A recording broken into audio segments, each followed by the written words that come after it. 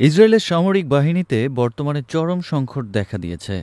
অপর্যাপ্ত প্রশিক্ষণপ্রাপ্ত এবং যুদ্ধে অংশ নিতে অনাগ্রহী সৈন্যদের কারণে একের পর এক ফাঁকা হয়ে পড়েছে ব্যারাকগুলো। বিশেষ করে গাজা ফ্রন্টের প্রতিরক্ষা ও প্রস্তুতির ভিত্তি মারাত্মকভাবে দুর্বল হয়ে পড়েছে। এতে দেশটির সামরিক সক্ষমতা প্রশ্নের মুখে পড়েছে এবং নেতানিয়াহু সরকারের উপর চাপ বাড়ছে বলে জানাচ্ছে বিভিন্ন আন্তর্জাতিক গণমাধ্যম। রেডিও তেহরানের এক অনলাইন প্রতিবেদনে জানানো হয়েছে, বিরোধী নেতা ইয়াইর লাপিদ সরকারের কড়া সমালোচনা করে বলেন, হারেদি বা ধর্মীয় ইহুদি গোষ্ঠী সেনাবাহিনীতে যোগ না দিয়ে দেশের নিরাপত্তাকে ঝুঁকির মুখে ফেলছে।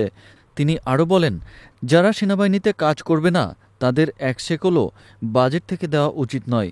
বিশ্লেষকরা বলছেন, ইসরায়েলের ধর্মভিত্তিক রাজনীতির সূচনালগ্ন থেকেই হারেদিদের সামরিক সেবা এড়িয়ে চলা এক দীর্ঘদিনের রাজনৈতিক উত্তেজনার কারণ হয়ে আছে, যা আজ আরও তীব্র আকার ধারণ করছে।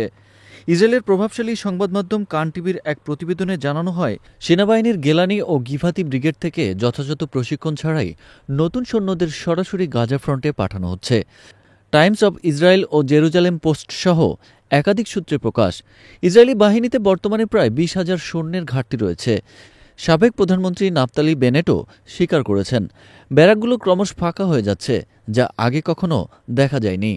ইসরায়েলের প্রভাবশালী দৈনিক ইয়দিয়ত আহারোনত জানায়, দীর্ঘমেয়াদী গাজা যুদ্ধের চাপ এবং রিজার্ভ সৈন্যের অভাবে সেনাবাহিনী চরম সমস্যায় পড়েছে।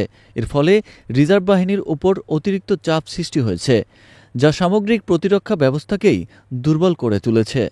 সম্প্রতি গাজা থেকে হামাসের চালানো এক হামলায় ইসরায়েলি বাহিনীর এক সদস্য নিহত হন এবং আরও কয়েকজন আহত হন। শুধু হামাস নয়, ইয়েমেনের আনসারুল্লাহ বাহিনীও ইসরায়েলের বিরুদ্ধে সরাসরি আক্রমণে নেমেছে।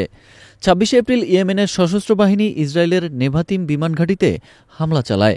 ইয়েমেনি ব্রিগেডিয়ার জেনারেল ইয়াহিয়া সারি জানান, এই হামলায় ব্যবহার করা হয় ইয়েমেনের নিজস্ব প্রযুক্তিতে তৈরি হাইপারসোনিক ক্ষেপণাস্ত্র ফিলিস্তিন-2। বিশ্লেষকরা মনে করছেন, একদিকে হামাসের অবিরাম আক্রমণ, অন্যদিকে ইয়েমেনি বাহিনীর আচমকা হামলা। এই দুই ফ্রন্টে লড়াই করার সক্ষমতা ক্রমেই দুর্বল হয়ে পড়েছে ইসরায়েলি বাহিনীর। এর সঙ্গে যোগ হয়েছে সৈন্য সংকট এবং অভ্যন্তরীণ রাজনৈতিক উত্তেজনা। সব মিলিয়ে নেতানিয়াহু সরকার এখন এক চরম চাপের মুখোমুখি।